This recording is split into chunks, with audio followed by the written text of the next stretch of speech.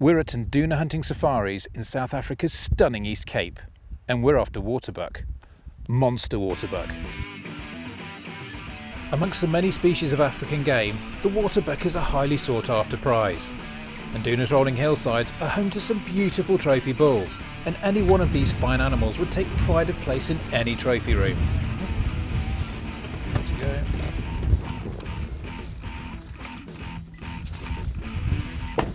So this is Gavin Ingram. He's Afrikaans, and this is all his.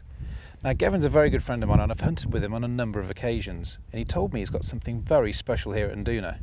He's got probably the biggest waterbuck I've ever seen. Of course there's loads of good quality waterbuck here at Nduna, but this guy's getting a little bit past his prime. We need to take him out to make sure the younger bulls can come in and keep moving that gene pool around, keep strengthening the herd. So Gavin, tell me a little bit about this monster waterbuck you've got. Well, you know, it's been around here for a while and we've been watching him, and it's exactly what you're saying, is that we need to take him out, because when they go past their prime, they actually lose the capability to mate, and they will keep, because he's dominant and he's big, he's huge, he will keep the other younger bulls away to mate with the females. I've got something pretty special for my special waterbuck. This is a Ruger No.1 in 450-400 Nitro Express, and this is shooting these bad boys. This is a Hornady dangerous game 400 grain soft point, so once we do get up close and personal, we should have a really good chance of taking him out. The bull we're hunting today is old and wise, surrounding himself with cows and younger bulls to scout for danger. We're head to toe in Realtree camo, including a leafy face mask and gloves. This breaks up our outline and allows us to stalk him much closer than normal. That, and Gavin's experience, will be the key to getting our bull today.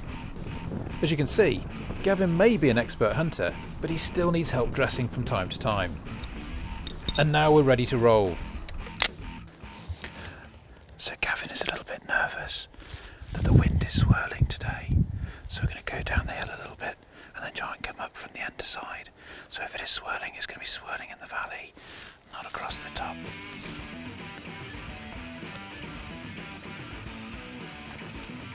Gavin decides that the best way to get our bull is to climb the hill, stay in the shade and try and keep the strong blustery wind in our faces. You never know what's going to be between you and the bull you're hunting. There was another bull just laying in cover there, and we got about 40 yards away and it spooked him. Now he's gone over the top, and the chances are he's taken the others with him. But that's hunting. Luckily our bull hasn't moved on, and it's still possible that we could stalk into him from here. But it's clear that won't be easy. Using the thick bush, we make our way towards our bull. Despite the acacia thicket appearing to be impenetrable, the waterbuck can see through the cracks and tiny gaps in the foliage to spot movement. But this is where our camo really comes into play. So the big bull we're looking for is about 80 yards over to our right. But right in the way is a female that's sat there with a couple of young calves. We've got to be careful, very careful not to spook her, but still try and get in within about 40 yards for a shot on the bull. With this wind it's going to mask our noise a little bit, but it's going to make him really skittish, so we've got to be ever so careful and be very patient. They know something's wrong, but they don't know where we are then, because they're all over the show looking in. But most probably they picked up our scent, so Wendy's constantly turning. We are almost close enough for a good shot on our enormous bull, but this young bull's eyes are watching us intently. We just need to make a few extra yards to get a clear shot. We creep like church mice around the edge of the bush, keeping us hidden from our bull. Luckily, he's happily gone back to grazing and is totally oblivious to us. Gavin gets me right onto the edge of our cover with just enough line of sight to get a good shot. But I must be patient and wait for him to turn. The last thing I want to do is make a bad shot. As he turns, I'm ready.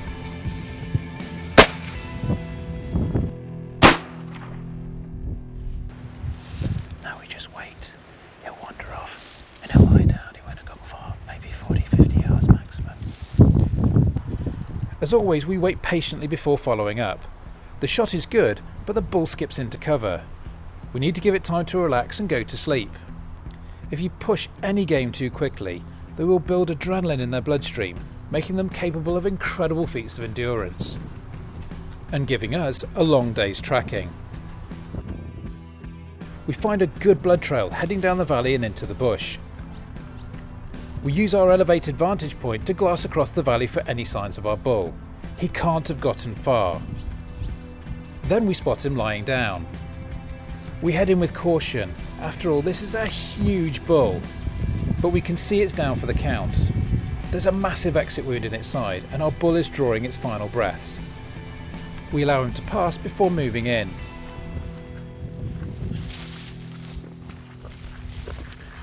My goodness, it's a monster. Look at the size of this fella. So you can see he was quartering away from us.